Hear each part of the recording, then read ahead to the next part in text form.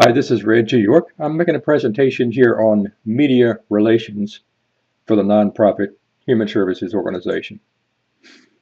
At the completion of this module, you should be able to, first of all, develop ideas on how to improve the media's tendency to report accurately about your agency.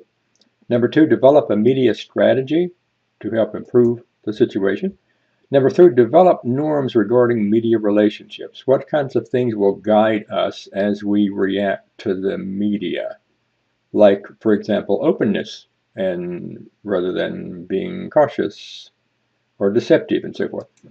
Number four, recognize tips for good writing of a news release is the fourth thing. And number five, identify principles for media relations. First question I pose to you is, why should human service managers understand the media?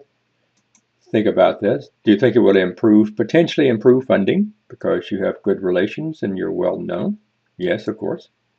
How about to improve referrals? Maybe so. People who need your help will be more likely to seek your help because they know more about you. How about to recruit volunteers? Sometimes you need volunteers.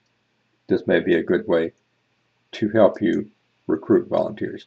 And of course, you could pause here and just think about other things or other things you could say that might be of some benefit, that might be a benefit of better understanding the media. So how can we improve the media's tendency to report well? How about by improving the media's understanding of us? If they understand us better, our agency, our people, and so forth, will they have a better tendency to report well? Well, I guess as you would say, yes, that is true. Stop for a moment now and think if there's any other thing that comes to mind. Does any other thing come to mind in regard to how you can improve the media's tendency to report well?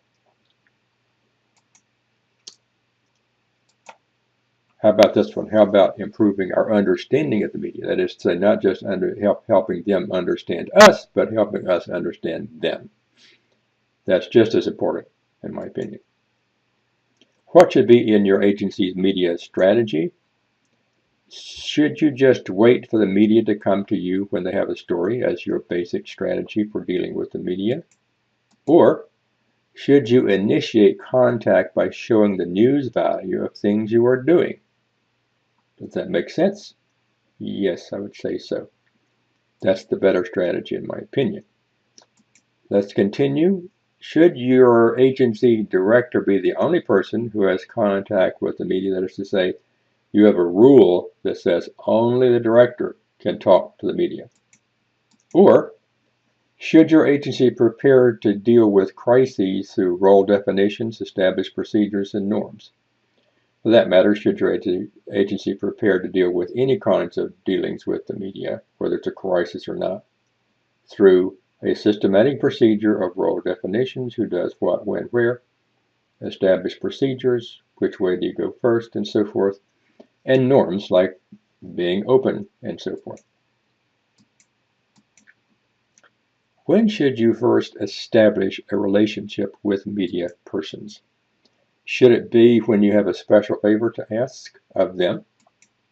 Or should you establish a relationship before crises emerge or news events come to your attention and ask them how you can help them?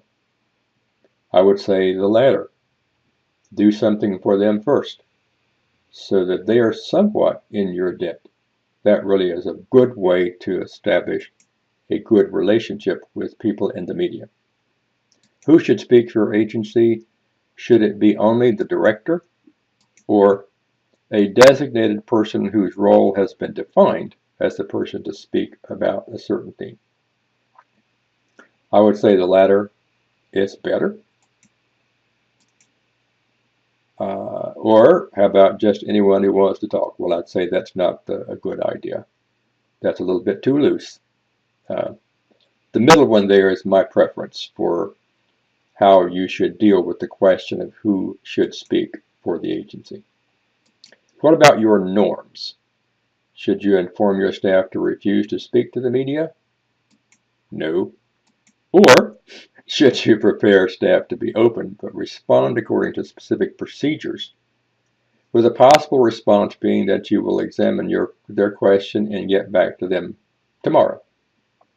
So in essence, should you train your staff with certain kinds of guidelines and norms and so forth? That really is what you should do, in my opinion. Who should you write a news release for? A news release is a statement you make that you distribute to everybody in the media to announce a new program or respond to requests or something of that nature.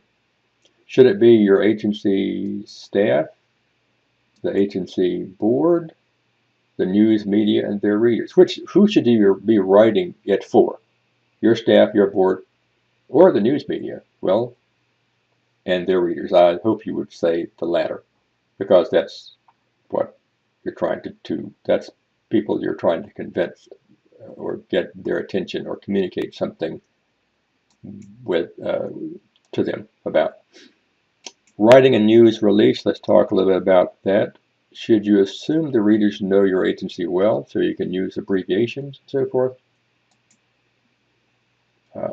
Regarding the first one, I'd say the answer there is no. I hope you would assume that too. You should not assume they know your agency well. You should assume they do not.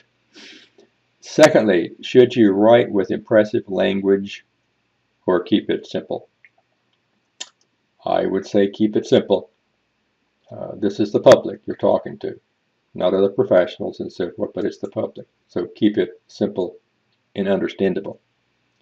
Should you first decide who you are writing for or decide what you're going to write?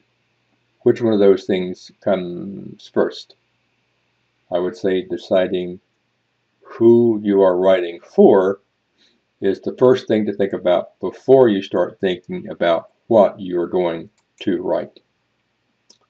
Should your perspective be mostly on the past, the present, or the future? What do you think? I would say mostly the present, secondarily the future, and least important would be the past, except maybe in certain circumstances. Let me ask you this question with an example. What would you do if you are the executive of a residential program that helps youth to gain self-confidence through wilderness experiences? You have learned that one of your male counselors has had sexual relations with a 15-year-old female. What do you do? Think about that. You might want to hit the pause button and just ponder that a minute and think about the kinds of things you would do and not do in this regard. Here's a question for you. Do you report it? Do you report it to your staff or just try to keep it quiet? Do you report it to your board of directors or not? Do you report it to the press? So the option here, of course, would be you don't report it to anybody, naturally.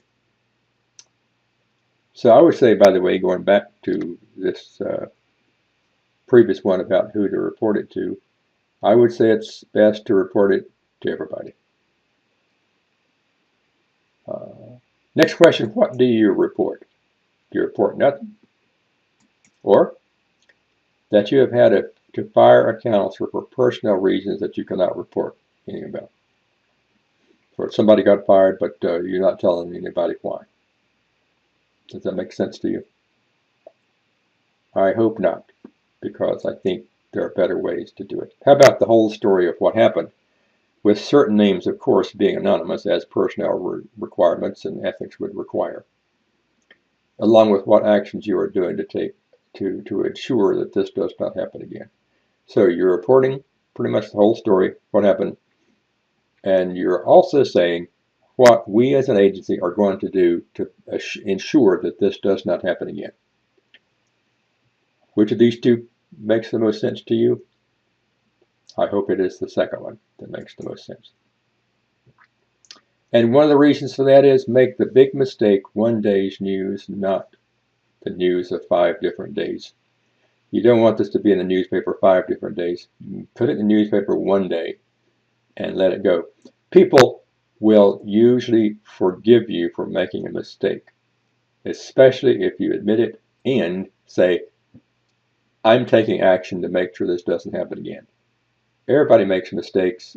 People in general are accepting of that. What they want to know is what you're going to do to make sure this does not happen again, and whether you have taken the appropriate action in regard to the particular situation you're facing.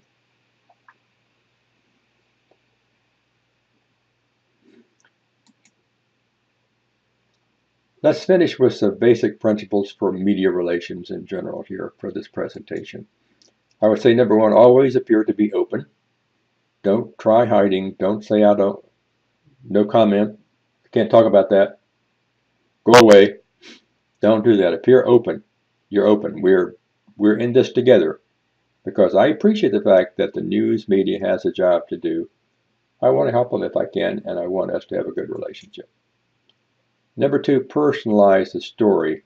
The media very much likes to have stories that are personalized. An example, if you can give one.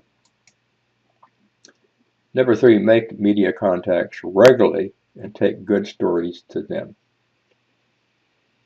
I once did a workshop with a group of county Department of Social Service directors, and in regard to this, and one of the directors went back to the agency, established a regular set of press conferences, trained the staff, and so forth, and developed a really good relationship with the media. Respond quickly if possible. Get things done as quickly as you can, not hastily, but quickly. Don't waste time. Make sure that things get resolved as quickly as you can. Never say no comment, but it's okay to say I don't know, and to say I will check into that and get back in touch with you. This is the end of the presentation. I hope this was helpful to you.